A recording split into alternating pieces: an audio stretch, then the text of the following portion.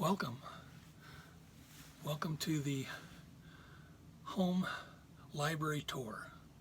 I have really enjoyed the home library tours I've seen on YouTube. A lot of them last a long time. This is a short one. And they're just interesting. I can't believe how many people watch them. I haven't done a full home library tour yet, but I plan to.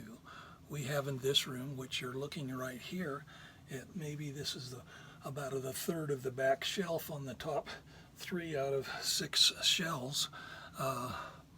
But there's 3 sides to this room. That's the short side. The door's at the other end, and there's about 1,500 books in this room.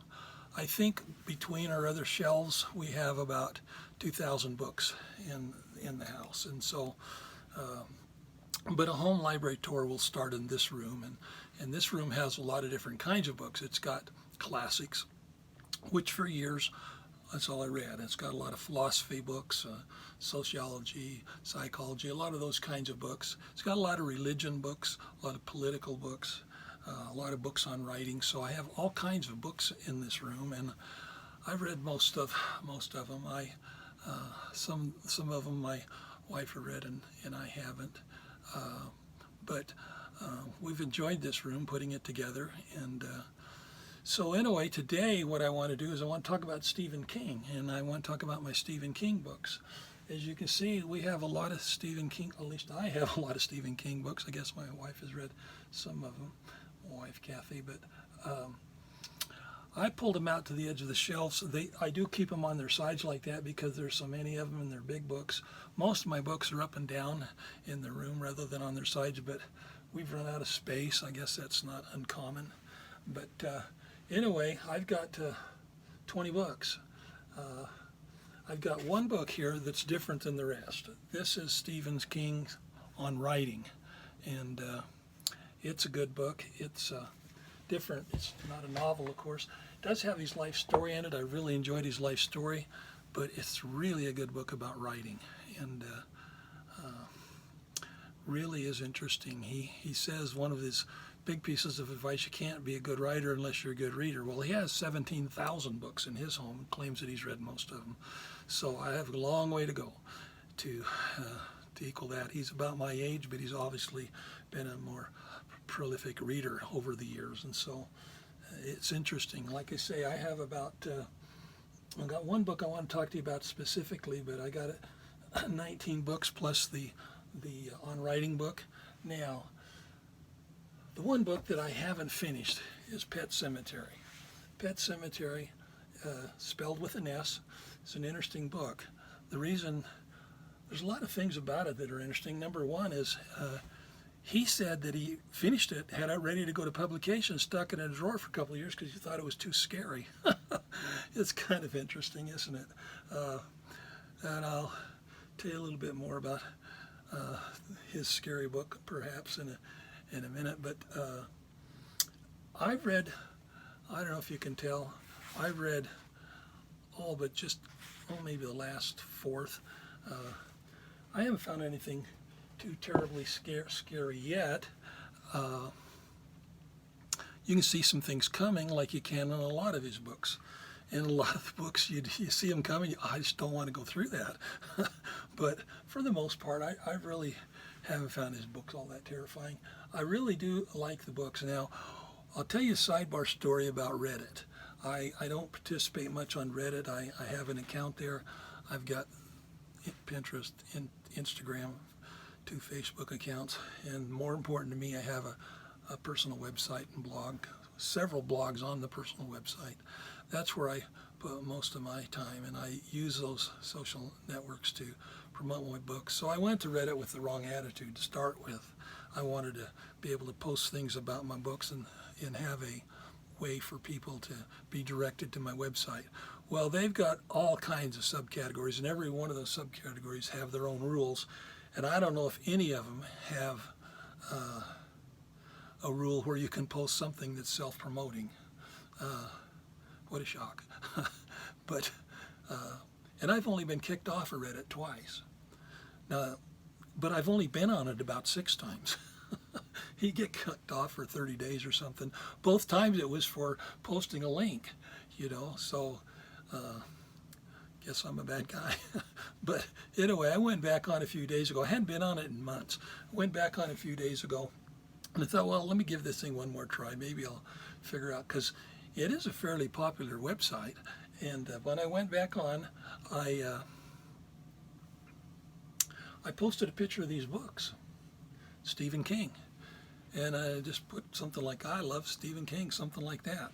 And it was interesting because I didn't think much about it, and I kind of went off, and I don't know, a week, 2 weeks later, I came back and thought, I wonder whatever came of that. And surely they won't kick me off over that. So I went back in to see what had happened, and I don't know, as far as I can remember, there's only one post, and this fellow had gone on there, and he'd written, wow. I might pause here and say that that's kind of what I see at Reddit. You see a lot of people saying, wow. So, and then he asked me a question. He said, well, gee, what's your favorite Stephen King? I assume he meant out of that collection. And what's the most scary? So I just typed a note back and I said, well, the most scary, he says, in his own writing is this, although I don't really find it particularly scaring. I mean, I don't know, when I finish this last part, I can see something coming. And if it's the worst thing coming that I think it might be, it's still not terribly terrible. I mean, it's a mystery, it's a thriller, it's his genre, he's good at it, but I wouldn't call it terribly scary. I think this Dr. Sleep is a little more scary in some ways in terms of the way that thing was worked out. I've read that one twice, but anyway, that's it. That was the big communication. End of Reddit story. Really exciting. Well, my favorites. I don't have a favorite. I liked Bizarre Dreams, but it's short stories. It's the only one of these that's nothing but short stories. It starts out with him making a comment, and I don't know, a note from the author or something right in the beginning of it, and he talks about the fact that short stories are a lot harder to write than novels because they're less forgiving. If you get off track in a novel, you can correct it. I've never written a novel. I've written 3 books, 4, I guess, 3. But I have one just about ready to come out. It's about finding a job in the current climate, and I'm excited about that. But so anyway, my favorite books, I don't know. Of his books here, there's several that I think are really good. I like The Stand. I like Under the Dome. I like It. Those are good books. They're big books. Close to 1,000 pages. They're big books. I thought this Dr. Sleep was good. I really did. But I've got here Elevation. Yeah, that was okay. It. I really liked that. One of the reasons I liked it is because it's about kids growing up at the time that I grew up. And there's in that little town in Maine reminds me of the little town I grew up in. And that seems odd when you're thinking about a book like it, but it's so full of everyday life. And I just enjoyed it. Under the Dome I enjoyed. That was interesting. Think about the pandemic. You think about things like that a little bit. The Institute. That's kind of a scary show. I didn't see the show. I haven't seen any of these shows, really. That's kind of an interesting book. The Cell. I like to go find a Stephen King book that I've never heard of and read it. This was really quite interesting, and it's about cell phones. The Revival. That's interesting. The Outsider. That's really well done. That's a good book. In Dr. Sleep and Bizarre Bad Dreams. If It Bleeds. That's one of his new ones, and it's pretty good. A lot of these guys' their newest books aren't as good anymore, but Stephen King's are still good. The Dead Zone, Misery. Here's Lisa's story over here. Now this Doomakey, I had never heard of that book. I bumped into it somewhere. Maybe it was in a used bookstore or something. But I quite enjoyed that book. That was interesting. A lot of it was set off of down on the coast of Florida. It was just interesting. Finders Keeper, and of course The Stand. This little book is called The Girl Who Loved Tom Gordon.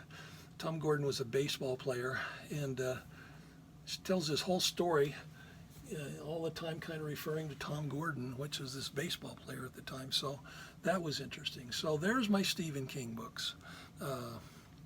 I do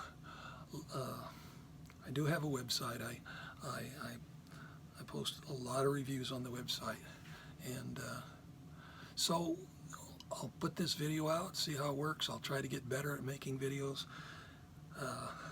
I'm going to do one on the whole room here. I may do some on career development. Those are the two focuses of my website, really. Although poetry, I've written some poetry in there. It's interesting. You know, I posted the poem Winds of Fate. Can't remember who it was by. But man, a lot of people come from all over the world to read that. I couldn't figure out why, and I found out that my review is, I think, on the top page of the first page of Google, and a lot of my reviews are there. So I do get a lot of people coming there from Google. I've been at this for 3-4 years. A little more focused and enjoy it. And I've been at this really focused look at helping people find jobs in about the same amount of time in a little more focused way. Thank you for coming today. I hope this video was acceptable. I know I have a lot of work to do. I really admire a lot of the work I see on YouTube. I've always been afraid of YouTube. So maybe I'll get over that. But thank you for coming.